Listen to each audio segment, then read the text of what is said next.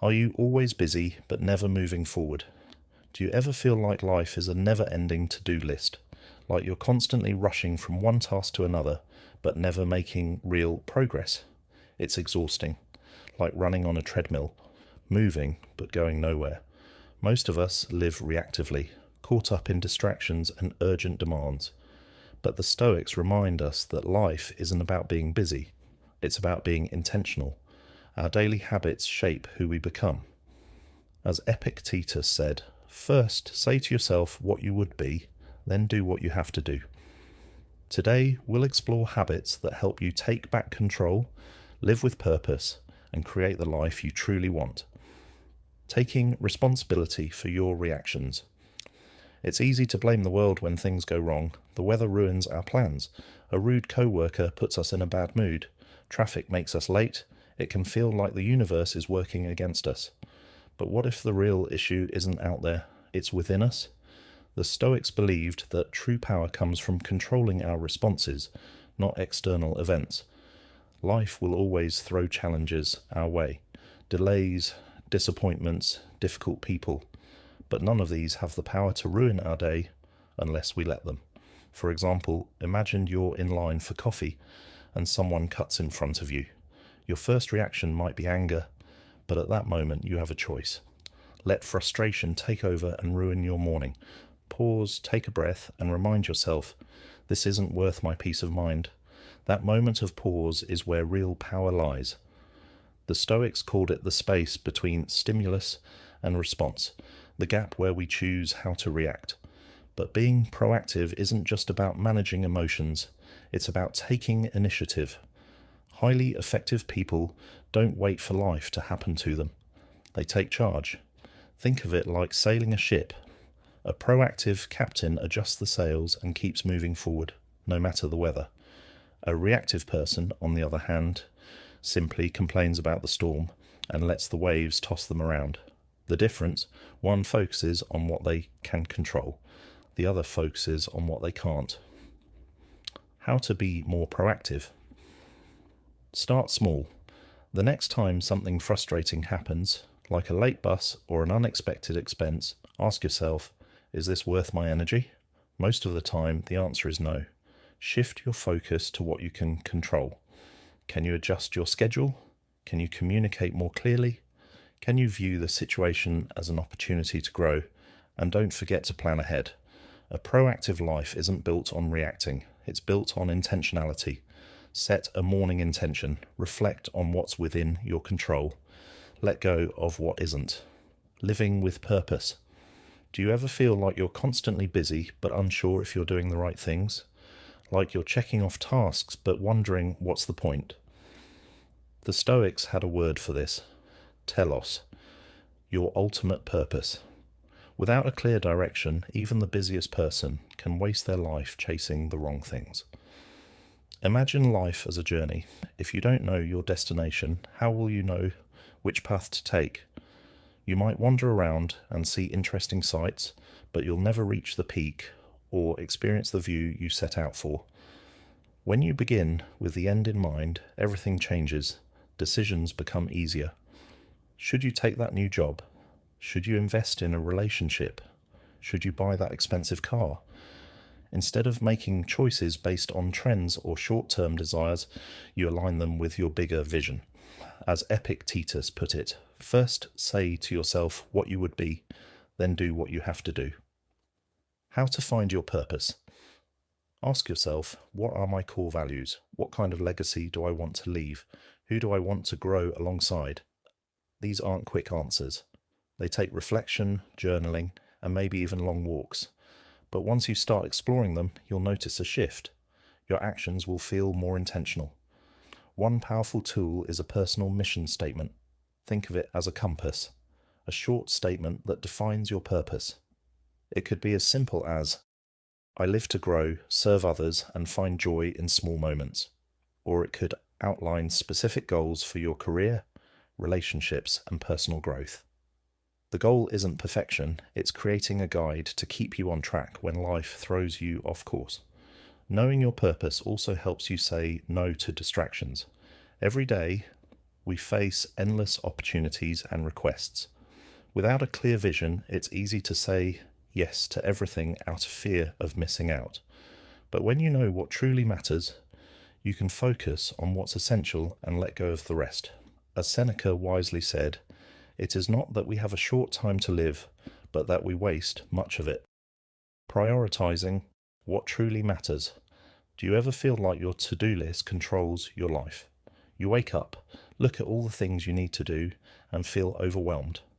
So you start with the easiest tasks, just to feel productive. But the big rocks are the important things: your health, relationships, and personal growth. The sand is the little things: emails, errands, social media. If you fill your jar with sand first, there's no room for the rocks. But if you put the rocks in first, the sand will naturally fill the gaps. The key? Put the big rocks first. Each morning, ask yourself, what are the most important things I need to focus on today? Then do those first, before the small distractions take over. By shifting your focus to what truly matters, you stop feeling like you're running in circles. Instead, you move forward with purpose, clarity, and peace of mind. Take control of your time and focus on what matters. Seneca once said, "It is not that we have a short time to live, but that we waste much of it." The real challenge isn't lack of time, it's how we use it. So, how do you decide what truly matters? Identify your priorities. What are the key things that would bring the most value to your life if you focused on them? Maybe it's spending more time with loved ones, working on a passion project, or improving your health. Once you know what's important, the next step is protecting your time, because no one else will do it for you. If you don't set your own priorities, life will fill your days with distractions. Minimize distractions. We live in a world full of interruptions, constant notifications, endless emails, and social media scrolling that eats up hours. The Stoics saw distractions as a loss of self-control, a failure to choose wisely. Epictetus advised, make the best use of what is in your power and take the rest as it happens. Focus on what you can control: your time, actions, and mindset. Let go of the rest. Learn to say. Saying yes to everything spreads you too thin. A big part of prioritizing is learning to say no to extra obligations, unnecessary meetings, and distractions that don't align with your goals. Every time you say yes to something, you're saying no to something else. Seneca put it best: he who is everywhere is nowhere. Rest and recharge. Taking breaks isn't laziness, it's essential. The Stoics valued balance, knowing that rest allows you to return to your work with clarity and strength. Reflection, relaxation, and renewal aren't wasted time. They are necessary for long-term success. The power of a win-win mindset. How do you approach conversations, negotiations, or conflicts? Are you trying to win at all costs? It's tempting. We're taught to compete and come out on top. But if one person wins and the other loses, what's left? Resentment, frustration, and missed opportunities. Shift from competition to collaboration. True success isn't about taking more. It's about creating value for everyone involved. Seneca said, "What difference does it make how much you have? What you do not have amounts to much more." In other words, focusing only on personal gain can leave you feeling empty. Instead of asking, how can I get what I want? Ask, how can we create an outcome where everyone benefits? Win-win. Doesn't mean losing. Some people assume a win-win mindset means sacrificing their own needs to keep others happy. That's not the case. It's about finding solutions that work for both sides. Your success doesn't threaten mine. We can grow together. Let go of ego and listen. One of the biggest obstacles to a win-win mindset is ego. We want to prove we're right. But Epictetus warned, it is impossible for a man to learn what he thinks he already knows. The key is humility, being willing to listen and understand before seeking agreement. When you stop viewing others as competitors and start seeing them as partners, opportunities multiply. How to apply this change your perspective? Instead of asking, how do I get my way? Ask, what's the best outcome for everyone? Practice empathy. Try to see things from the other person's point of view. What do they need? What matters to them? Communicate openly. Be honest about your priorities and invite others to do the same. When people feel heard, collaboration becomes easier. Listen to understand, not just to respond. Have you ever been in a conversation where the other person clearly wasn't listening? Maybe they interrupted with advice you didn't ask for, or worse, turned the conversation back to themselves. It's frustrating. But here's the truth. We've all done it. The trap of half listening. Most people don't truly listen. They just wait for their turn to talk. The Stoics saw this as a wasted opportunity. Epictetus said, "We have 2 ears and 1 mouth so that we can listen twice as much as we speak." True listening requires presence. It means setting aside your own thoughts and fully focusing on the other person. The power of being heard. Think about a time when someone really listened to you, not just nodded along, but made an effort to understand. Didn't it feel amazing? That's because being heard is a basic human need. When you meet that need for someone else, you create trust, connection, and better communication. How to listen like a Stoic. Be present. Put away distractions and focus on the person speaking. Ask open-ended questions. Try, "Can you tell me more about that?" instead of offering instant advice. Pay attention to non-verbal cues. Body language, tone, and facial expressions reveal just as much as words. Hold back your response. Before speaking, ask yourself, am I truly responding to what they said, or just waiting to talk? When you listen first, people will be more likely to listen to you in return. It's not about winning the conversation, it's about building real understanding. The power of working together. Some of the best things in life happen when people come together, whether it's a creative breakthrough, a team achieving something great, or a family growing stronger through challenges. But working with others isn't always easy. Egos clash, personalities differ, and sometimes it feels simpler to just go it alone. Why we need each other. Despite these challenges, isolation isn't the answer. The Stoics understood that humans are social beings meant to thrive through cooperation. Marcus Aurelius wrote, "What brings no benefit to the hive brings none to the bee." In other words, when we work together, we all succeed. The magic of synergy. Synergy is the idea that the whole is greater than the sum of its parts. Think of baking a cake. Flour, sugar, eggs, and butter are fine on their own, but when mixed together, they create something far better. The same applies to teamwork. Individual skills and perspectives combine to create something greater than any one person could achieve alone. How to foster collaboration. Value different perspectives. Everyone brings unique strengths to the table. Embrace them.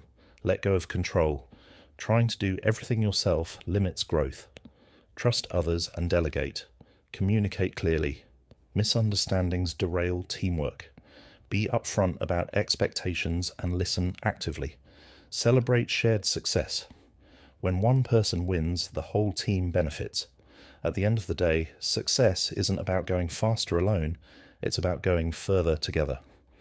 Final thought. Live with intention. The Stoics remind us that life isn't measured by busyness, but by purpose. If you want to create a meaningful life, you need to be proactive, align your actions with your values, and focus on what truly matters. Control your time. Prioritize what brings real value and eliminate distractions. Think win-win. Shift from competition to collaboration. Listen first. Seek to understand before trying to be understood. Work together. The best outcomes happen when people join forces. These aren't quick fixes. They're lifelong habits that help you take charge of your life and build the future you want. So, what's your next step? The power of synergy and self-renewal. Synergy isn't just about combining strengths, it's about creating something greater than the sum of its parts. This principle applies to relationships, teams, and communities alike. However, true synergy doesn't happen by chance. It requires an open mind and a willingness to embrace different perspectives. Many people find this challenging. We naturally gravitate toward those who think like us, who reaffirm our beliefs, and who don't push us out of our comfort zones. But as Epictetus wisely noted, it is impossible to begin to learn that which one thinks one already knows. Growth comes from recognizing the value in differing viewpoints and seeing them as opportunities to expand our understanding. The mindset for synergy. To foster synergy, we must first cultivate humility. This means acknowledging that we don't have all the answers and that others' ideas and experiences are valuable. Seneca put it best: there is no one so perfect that they cannot learn from others. When we set aside our egos and create space for collaboration, we allow others to contribute their best. Synergy also requires trust. Working with others means putting part of our success in their hands. This can feel risky, but trust is the foundation of any strong relationship. The Stoics emphasize the importance of justice, treating people fairly and with respect. When we trust and respect others, they are more likely to bring their full selves to the table, leading to deeper collaboration and better results. How to cultivate synergy in daily life practice. Active listening. Instead of immediately judging or dismissing someone's ideas, ask questions and explore their perspective. See disagreements as opportunities. Differences can lead to innovation if we approach them with curiosity rather than defensiveness. Stay open-minded. Growth comes from being willing to challenge our assumptions and learn from others. Avoiding burnout. The need for self-renewal. Have you ever felt drained, like you're running on empty? You push through your responsibilities, meeting deadlines and checking off tasks. But over time, exhaustion sets in. You lose focus, and even simple tasks start to feel overwhelming. This is like trying to chop down a tree with a dull axe. The effort is there, but the effectiveness isn't. The Stoics would see this as a sign that we must take care of the tools we rely on, our minds, bodies, and souls. The 4 dimensions of renewal. Physical well-being. Your body is the foundation of everything you do, yet it's often the first thing we neglect. Skipping meals, sacrificing sleep, and postponing exercise take a toll. But caring for your body isn't just about health. It strengthens your ability to think, work, and connect with others. Epictetus said, "Wealth consists not in having great possessions, but in having few wants." This includes meeting your body's basic needs so you can live with purpose. Mental clarity. In today's fast-paced world, our minds are overloaded with emails, notifications, and endless to-do lists. Mental renewal means carving out space for focus and growth, whether by reading, learning new skills, or simply taking time to think. The Stoics valued reflective thought. Marcus Aurelius often wrote in his journal to clarify his values and process challenges. He reminded himself, if you are distressed by anything external, the pain is not due to the thing itself, but to your estimate of it. Taking time to reflect sharpens our ability to respond wisely to life's challenges. Emotional balance. Life's pressures constrain our relationships and emotional well-being. Nurturing connections and practicing self-compassion are essential. The Stoics recognized that human beings are social creatures. Marcus Aurelius encouraged gratitude, saying, "When you arise in the